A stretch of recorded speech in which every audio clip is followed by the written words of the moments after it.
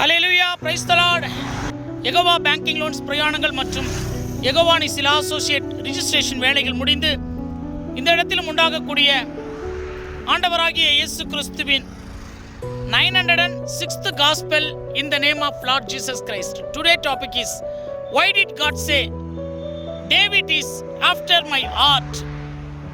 கடவுள் ஏன் தாவீது ராஜாவை என் இருதயத்திற்கு ஏற்றவன் என்று சொன்னார்? இது ரொம்ப முக்கியம். எல்லாரையும் என்னுடைய இருதயத்திற்கு ஏற்றவன் என்று எல்லாரையும் சொல்ல முடியாது. பைபிள்ல தாவீது ராஜாவை மட்டும் கர்த்தராகிய தெய்வம் சொல்லுகிறார். அதற்கு என்ன ரகசியம்? அப்படி தாவீது கடவுளுடைய இருதயத்தில் இடம் பிடிக்கிற அளவுக்கு எப்படி வாழ்ந்தார்? ஏன் ஆடு மேய்த்து கொண்டிருந்தவனை கர்த்தர் தாவீது ராஜாவாய் உயர்த்தினார்?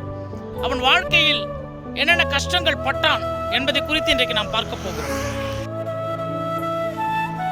தாவீதை ஏன் கடவுளுடைய இருதயத்துக்கு ரொம்ப பிடித்தது என்பதை குறித்து நாம் தியானித்திருந்தோம்.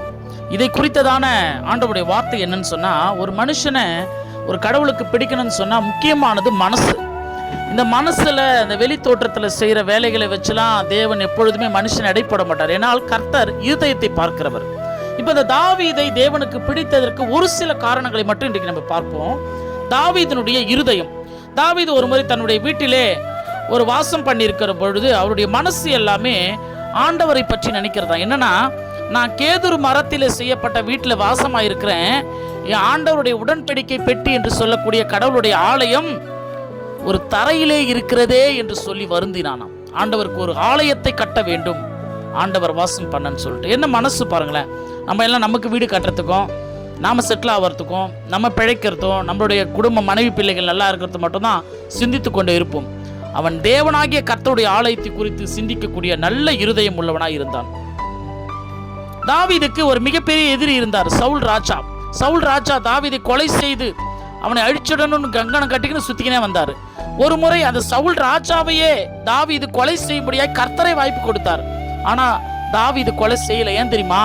அவர் மேல தேவனுடைய அபிஷேகம் இருக்கிறது என்று சொல்லி அவரை மன்னித்து விட்டான். என்ன ஒரு இருதயம் பார்த்தீங்களா? என் உயிருக்கு ஆபத்து இருக்கிறது, ஆனால் அதை விட முக்கியமானது தேவனுடைய அபிஷேகம் உள்ள மனிதர் என்ற ஒரு மேன்மையான ஒரு கடவுள் பக்தி.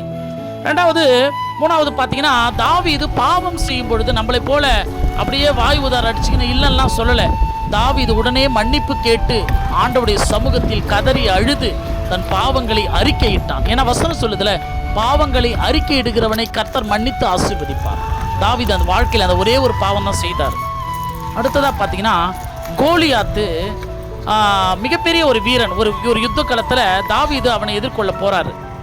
தாவீது கோலியாத்து ஜெயிக்கணும்லாம் அந்த யுத்த களத்துக்கு போல, ஆண்டவருடைய நாமத்தை அவன் வீதியிலே வழங்கி அவமானப்படுத்தி கொண்டிருந்தான். நீ விருத்த சேதனமே செய்யாத ஒரு மனுஷன், விருத்த சேதனம் செய்த ஆண்டவருடைய பிள்ளைகளை இவ்வளவு தூஷிக்கிறாய் என்று சொல்லிதான் அந்த சண்டைக்கே போறாரு. அப்போ அந்த கோலியாத் செய்கிறாரு, நான் எவ்வளோ பெரிய உயரத்தில் இருக்கிறேன், எவ்வளோ பெரிய யுத்த வீரன், என்னுடைய ஆயுதத்தை கூட உன்னால் தூக்க முடியாது, நீ எனக்கு முன்னாடி ஒரு சின்ன ஒரு தூசி போல, எறும்பை போல, நாயை போல வருகிறாயே என்று சொல்லி கேவலப்படுத்தினார். அதை விட தன்னுடைய உடன் பிறந்த சகோதரர்கள் ஆடு மேய்க்கிற வேலையை விட்டுட்டு இங்கே என்ன உனக்கு யுத்த களத்தில் வேலை என்று சொல்லி அவனை முறுமுறுத்தார்கள். ஆனால் தேவனாகிய கர்த்தர் தாவீதை மிகப்பெரிய ஒரு வெற்றி கொடுத்து ராஜாவாகவும் அவனை உயர்த்தினார். தாழ்மையாக அந்த உலகத்தில் ஆண்டவருடைய ஆலயத்துக்கு செல்றது தான் எனக்கு முதல் மகிழ்ச்சின்னு சொல்லிட்டு வாழ்ந்த ஒரு இருதயம் அவரது. அது மட்டுமல்ல, எந்த காரியத்தை கேட்டாலும் தேவனிடம் உத்தரவு கேட்டு தான், ஒரு யுத்தத்துக்கு போனாலும் சரி, ஒரு காரியத்தை செய்யணும்னாலும் சரி, எல்லாமே ஆண்டவருடைய கரத்தில் கேட்டு தான் ஒவ்வொன்றத்தையும் செய்தார். ஏன்னா இப்படி தான் ஆண்டவராகிய தேவன் அந்த தாவீதுடைய இருதயத்தை பார்த்து கொண்டே இருந்தார். தாவீது ஒரு முன்குறிக்கப்பட்ட ஒரு ராஜா. ஏன்னு கேட்டீங்கன்னா, தாவீது உருவாவதற்கு முன்னாடியே வசனம் சொல்லும், தாயின் கருவிலே உன்னை தெரிந்து கொண்டேன். ஆனால் தாவீதுடைய வாழ்க்கையிலே ராஜாவாய் கர்த்தர் முன்குறிக்கப்பட்டது உலக தோற்றத்துக்கு முன்னாடியே. ஏன்னா சவுல் அப்பொழுது அரசாட்சி செய்து கொண்டிருக்கிறார். சவுல் அரசாட்சி செய்கிற 2வது வருஷத்திலேயே சவுளுடைய கேரக்டர் பிடிக்கல ஆண்டவருக்கு. தேவன் அவனை ராஜ்ய பாரத்திலிருந்து மனசுல நீக்கிட்டாரு. ஆனா முன்குறிக்கப்பட்டவன் யாருன்னு பார்த்தீங்கன்னா தாவீது. ஏறக்குறைய சவுல் அரசாட்சி செய்து 8 வருஷம் கழிச்சு தான் தாவீதே பிறக்கிறார் பூமியில. அப்ப தேவனாகிய கர்த்தர் அந்த ஸ்தானத்திலே தாவீதை அபிஷேகம் செய்திருக்கிறார் என்று வசனம் சொல்லுகிறது. முன்குறிக்கப்பட்டவன். இப்படி எவ்வளவு காரியங்களை நம்ம சொல்லலாம். தாவீது கடவுளுடைய இருதயத்திற்கு ஏற்றவன் என்று சொல்லி. ஒரு சில காரியங்களை குறித்து பார்த்தோம்.